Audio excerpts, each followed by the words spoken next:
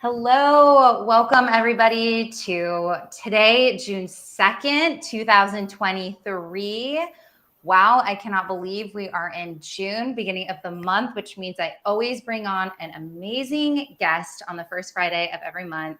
And it is no different than this month that I've brought some badass lady boss, because I love my ladies, have a little bit of a bias, Goldie Chan. I have been watching her journey for the last several years. I was able to meet her in 2019 at South by Southwest through actually Jeffrey Cologne, if he ends up watching this, and she was doing some Microsoft LinkedIn stuff, and just thought, she's got a thing. She's got a vibe. You know, when it comes to personal branding, I could just the whole visual identity was right there. And I've watched her journey, and I'm really proud of what she's created, and watching her journey personally and professionally. And she now has a book that's going to be coming out. And so today we really want to talk about personal branding. What does that mean when you're an introvert, an extrovert? What does it mean as your personal brand evolves? And you want to say different things. How do you do that? Goldie is a contributor to Forbes, so she talks a lot about this. I'm going to shut up because Goldie, what I would love for you to do first is to talk a little bit about your background. You know, how did you get to where you are today? I think that'd be a great place for us to start. Yeah, so I think it's really interesting because especially when I started first creating content, creating videos on LinkedIn, people were just like, how do you know about branding or marketing? And so I like to rewind kind of before that. So before that, I had about a decade of experience in branding marketing, specifically in tech and entertainment. I currently live in Los Angeles, which Rachel, you said you're from. And I'm originally from the Bay Area. And so I like to blend my experiences of working in both a lot of startups and then also working in entertainment together, because I think they're really interesting industries. And I've also done personal branding for a lot of C-level executives, a lot of director level and above people in various industries as well, and advised quite a few folks on that. And so that takes us a little bit to 2017. So in 2017, I started making videos on LinkedIn. Some of you may be watching this on LinkedIn right now. Yay. And did that for 2 years consecutively. So I did a daily video every single day for 2 years. And during that time, which anyone who is very consistent with their content can tell you, as I'm sure Rachel can tell you, when you are very consistent with your content, doors open, which I think is absolutely wonderful. And the consistency is more important than the frequency. And I'm sure Rachel and I can talk about that in a little bit when you're thinking about building out a content plan. But yes, I did it for 2 years, and all these amazing doors open. I got to work for Forbes. I now partner with a lot of amazing brands like Adobe, Microsoft. I'm a LinkedIn Learning instructor. This month, actually, I'm hosting the LinkedIn Learning All Hands, so the instructor meetings for LinkedIn. Very excited about that. And working on my first book on personal branding for Introverts through McGraw-Hill. Very also excited about that. And have kind of like a lot of small projects, small and big projects, I guess, in the pipeline waiting to get done. Because I'm sure we're all in the middle of waiting to get done. And one thing that Rachel mentioned that I'd love to, start the conversation on is really a fluidity of your personal brand in your career. Because of course, your personal brand is tied to your career, right? And Rachel, I know that you have experience with this. Oh my gosh, yes. The evolution of our personal brand. I think that people think that branding is stagnant, right, Goldie? And whether it's a business brand or yourself, nothing is stagnant. Everything is changing so fast. Yes. We've all learned that. And so the evolution, and of course, I have a background of working at an agency, getting my MBA, being in corporate, and then actually my 2-year anniversary technically is today. Congrats. Of my last day at Gartner. We need some confetti coming out of this. Yeah, here we are. Yeah. And just that moment, Goldie, the closing the computer and knowing, oh boy, I'm about to jump. I didn't call myself the branding lady boss then, Goldie, but I call myself a lady boss. Just things kind of evolved and stuck. And people get really stuck on, I think, what is my story? And if I'm career switching, what do I say? Mm-hmm. Goldie, you've done, what did you say about that when you started to talk more now about getting back into work, when you're career switching? I know that some of the articles, what is your advice for people as they're trying to position themselves personally and professionally with consistency, Yeah, I think it's always really tough when you are switching from, say, you took a break from work, which a lot of us have done before in our careers. I think it's a really natural thing that happens. And sometimes, we aren't planning to take those breaks, but those breaks happen, which, unfortunately, with both tech and entertainment right now, that's something that I'm seeing with some of the people that I know, especially. So one of the articles I recently wrote was on, what to do when you have to take a leave of absence, which is also really similar to when you're switching from, say, working in-house to, like Rachel, running your own business, or vice versa, even going from running your own business to working in-house. When you're thinking about all of these kinds of changes, what's helpful to think about is, who do I want to be seeing what I'm making, or who do I want to see my updates about my career? So if you are, for example, running your own business, you may want potential clients to be seeing your content that you're making or updates, right? And so that might be a completely different way of thinking about structuring your personal brand. Now, I think about one of my friends who's an amazing, amazing content creator, and she recently started working for Disney. They built a custom job for her, which is, of course, absolutely amazing. Not everyone has that, privilege of getting a custom job made for her. And so she switched from really doing content full time and very, very successfully to being in-house for a big brand where she's helping really lead a lot of their strategy. And so for her, her personal brand has changed a lot in that she's doing less content these days, but she still has a very specific brand, right? And it's focused on one area of expertise that she's developed over a period of time, which Disney hired her for.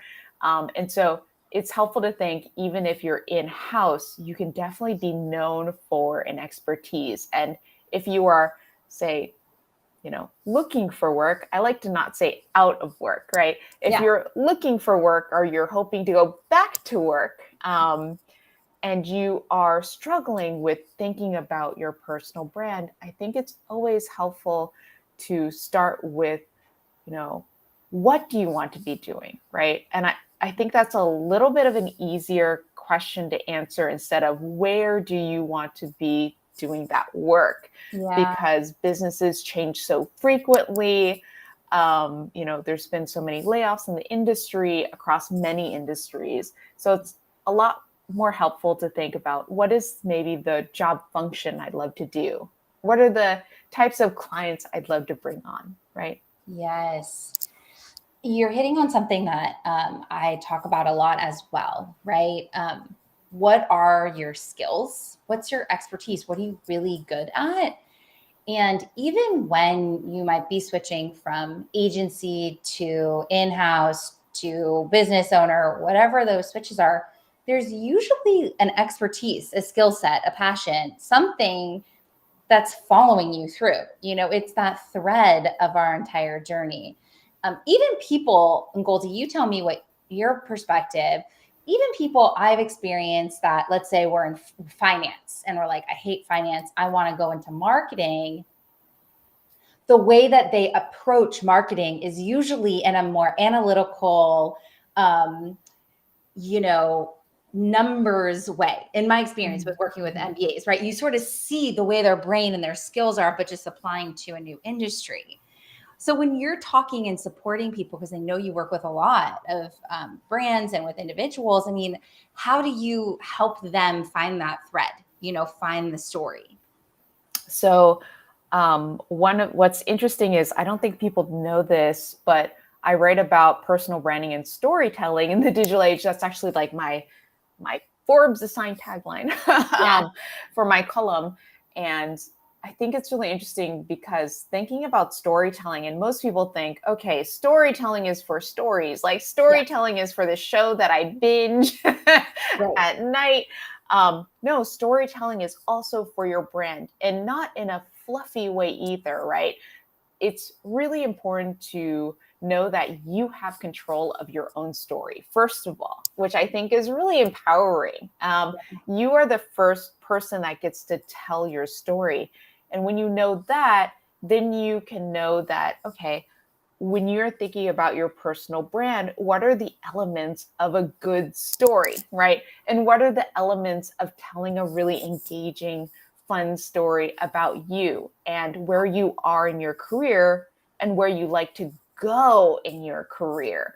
I think a lot of us get stuck. This is totally normal, very human, get stuck in, oh gosh, like I'm here in my career, and you get a little sad or you get a little down on yourself because you're not exactly where you need to be, or you get that FOMO. You're like, oh, I wish I was at this other place. Yeah. So it comes out in many different forms, but it's always helpful to think, okay, instead of focusing on those feelings, which are feelings, it's helpful to think, where do I want to go? And what are the elements that I need to add to my story in order to be successful? So that great example you just gave, Rachel, where you're talking about finance, folks who want to go into marketing and understanding that they can be more analytical. So that might be a wonderful addition to their resume to say, okay, well, I can look at a profit and loss form, right? Yeah. And 100% understand that as somebody who worked in finance versus somebody who honestly is in marketing, but maybe hasn't had that much experience quite yet dealing with financials, may not have that experience. So it's always helpful to think about, what are your strengths? What are you already good at? And take the elements of those things. So it's a little bit like a Lego house, right? Yeah. Thinking about the little bricks, the little individual bricks that we put together to make our really successful, very sturdy Lego house, which is our amazing personal brand. I love that. I love that. And I'm curious, when you think about storytelling, and totally agree with you, like it doesn't have to be this like Netflix show, right? Like one post can tell a story, deliver an idea by, making it personal, right? Telling a story about what you went through. Right. What, you said you did videos every single day in 2017, right? You got on. I mean, what is your approach? What do you think has been some of the key things that you've done in your storytelling that have really helped you shine and, get the opportunities that you have? So I think one of the things, there's two elements that I love in my content, but I also love in other people's content. So please take this idea. Yeah. And I call them the 2 E's, entertaining and educational. So I think that really great content, especially on LinkedIn, which can be a really tough platform to break through on, to be totally honest. Yeah. It's very helpful if it is educational, because people will learn something, and everyone has something to teach. Yeah. And entertaining, because it's, it's very easy to get bored. We all have limited attention spans. We all, but it's helpful if things have the elements of both of those things, because LinkedIn, as opposed to say TikTok, where you can be purely entertaining, right? Yes. And that's great for that platform, may not come across as well on LinkedIn, and also may not serve you as well if you're looking to, say, get a chief marketing officer position and you're making silly videos, that might get you an interview, that might get you in the door. You know, there's always an exception to the rule, so I don't want to say never, but it's a little bit helpful to be a little more professional, certainly on LinkedIn as a platform. 100%. So entertaining and educational. And I could not agree more with you. And especially on that educational front on a platform like LinkedIn. I think that's why both of us gravitate towards it, because it is more of a business professional conversation. It is about giving value first, even before entertaining it. I almost see that we've started to get more entertaining in the last 2 years, Goldie. I mean, you were one of the first, but now with just the creator team and creator mode and all the tooling, right? There's definitely more opportunities for that side, but I love that. And just want to say hi to just a bunch of friends on here. I see Tracy's hanging out with us, and Patty, Lisa is awesome. Thanks. If you have any questions, definitely get them in. The other thing I want to talk about in our time together, Goldie, is the book, right? And this idea of personal branding for introverts, which I think is such a great concept, right? Because you hear personal branding and you think, I don't do that thing. You know what I mean? Yeah. That's for the people that they're super talkative, they're community, like me, basically, right? You're extroverted, Rachel. You've always, yes. And that's not what a personal brand is, though. I think, Rachel, that's such a good point, because I think people sometimes have a fundamental misunderstanding of a personal brand, in that most people think a personal brand is shouting into the universe, and that's also the only way you can do a personal brand. But as you know, as you work with clients as well in their personal brand, that's certainly not the only way to grow and develop a personal brand. And when you're thinking about what are the successful elements of a personal brand, one thing that I always like to tell people is, are other people thinking about you?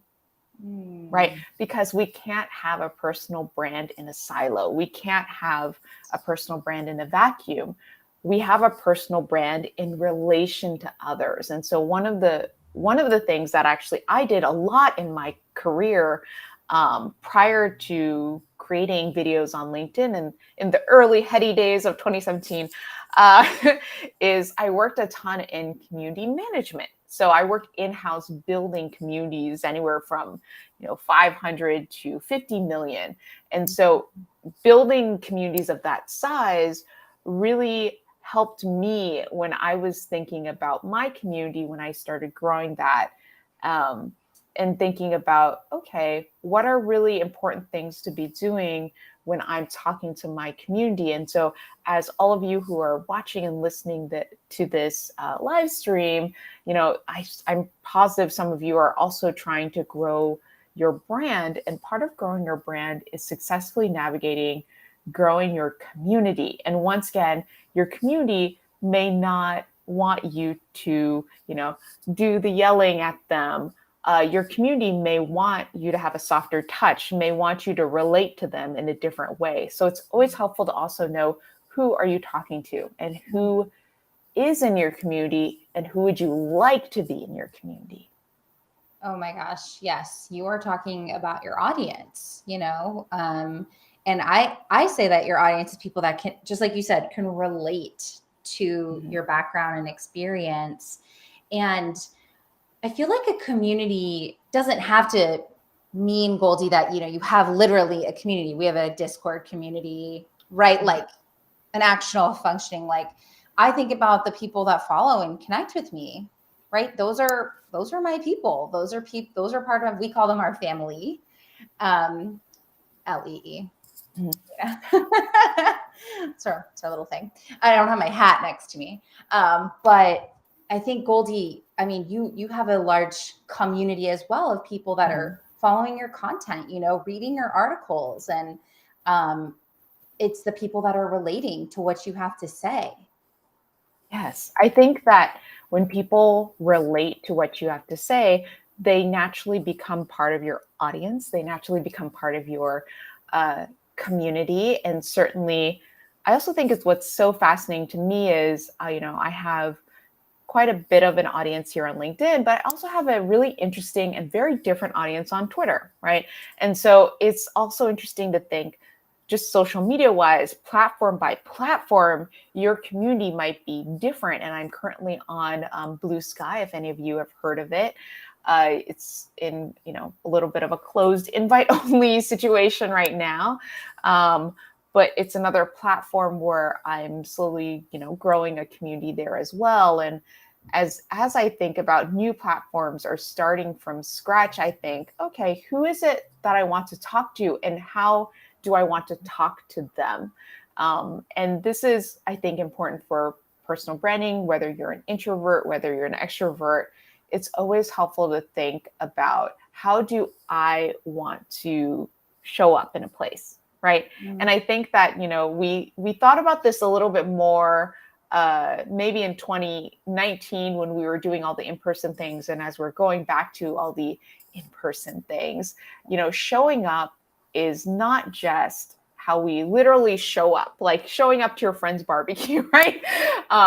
But it's also how we show up online. It's also how we relay our thoughts, our feelings, our career goals into these and onto these different social media platforms. So I think it's always helpful to think, how do I want to show up, both in like what I'm typing? This is me trying to like mimic typing. Yeah.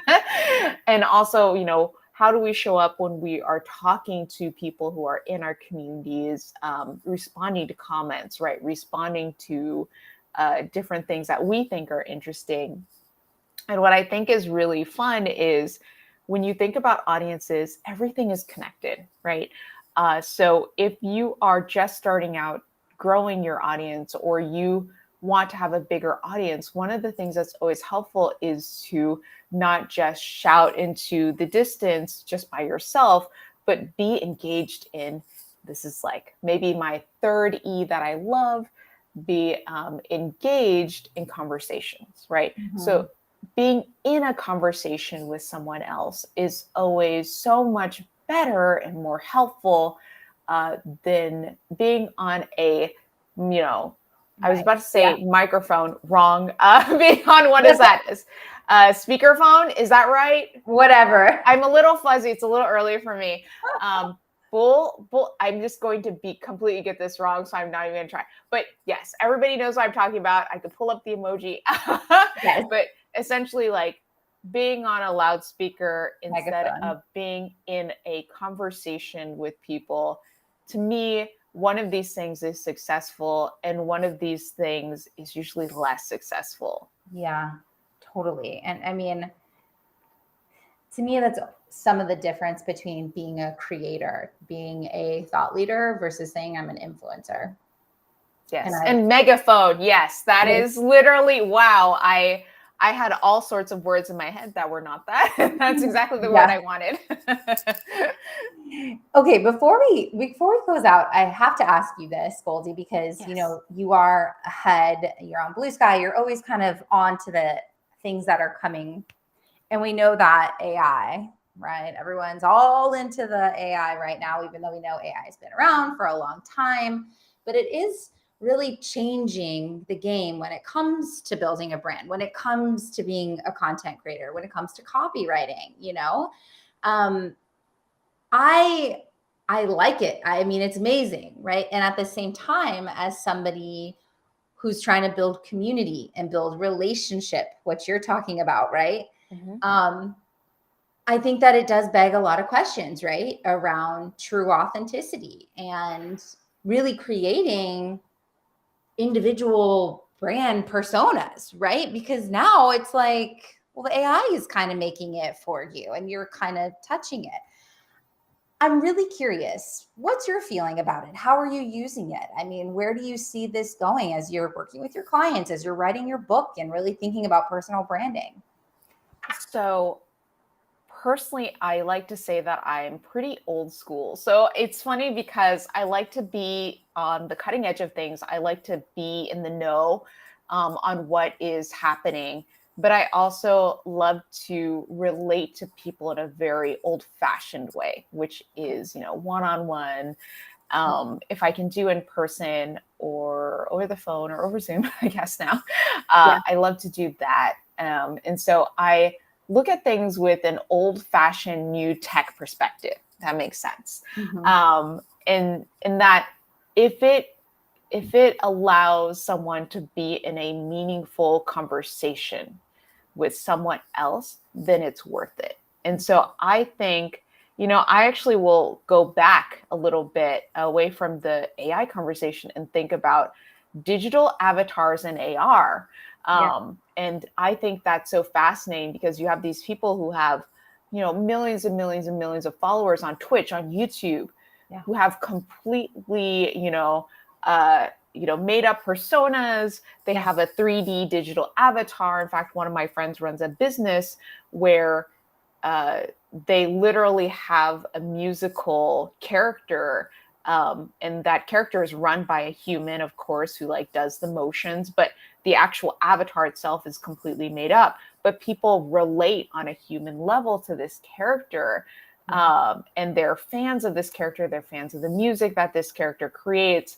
And I think that is worthwhile. So I think that's where I like to stand on it, is if you're still able to have a human connection to things, if it's a meaningful connection, then I think the tech is strong. And I think that, the tech is worthwhile.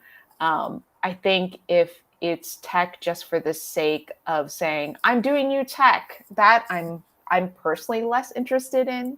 So I'm interested in, for example, Blue Sky, because, I see that a lot of people who were really frustrated with the platform I won't mention, that maybe has tweets, they've migrated there and they're having lots of really interesting conversations on there. And so to me, that's then new tech or new platform that's interesting to me. So for me, I like to think if it's tech that has meaning as opposed to tech for the sake of tech, that's more interesting. I absolutely love that, Goldie. And I genuinely appreciate you answering, because I've been wrestling with it. So your perspective on that, is it building relationship, is super aligned with us, with me, and Josh and Stand Out Authority. And so the question really is going to be an individual integrity, right? At each person really saying to yourself, are you using this in a way that's in integrity? Is it in to build relationship? Is it to build community? Is it, to really enhance conversations, really, or not? So that's just, I love that. I love your perspective on it. And I think we're going to see where it all goes. Josh has been telling me about this Blue Sky, so I'll have to be checking this out, with that, you're amazing. I'm very excited to support you when this book launches, to read it. Consider me part of the crew to help get the word out, because we need people like you telling this true stories and to really be talking about relationships, and that's what you're trying to do. And I love it, Goldie. So thank you so much for being here. Thanks everybody for watching us today. If you don't follow Goldie, obviously go check her out. Is there any other places, anything you want them to follow or check out specifically, Goldie? Gosh, I'd say that the two places I'm most active are LinkedIn. So follow me here. And also I would say Twitter, I'm somewhat active, and then same with Instagram. So feel free to follow me on any of the platforms. Yes. And I'm definitely excited about the book that hopefully will come out at some point when I'm done writing it. 2024, it's going to happen. And yeah, I'm very excited about that, because I myself am an introvert, and I think that you can be incredibly successful as an introvert. Honestly, I'll throw this out there to everyone. You can be incredibly successful as just yourself, right? If you always pull up your strengths and don't get weighed down by the negatives. Oof. Perfect way to close out. Thank you so much. We're going to pause a second so we can catch the stream. Thanks, everybody. We'll be back next month. And be sure to say hello to me on LinkedIn and have an amazing June for y'all.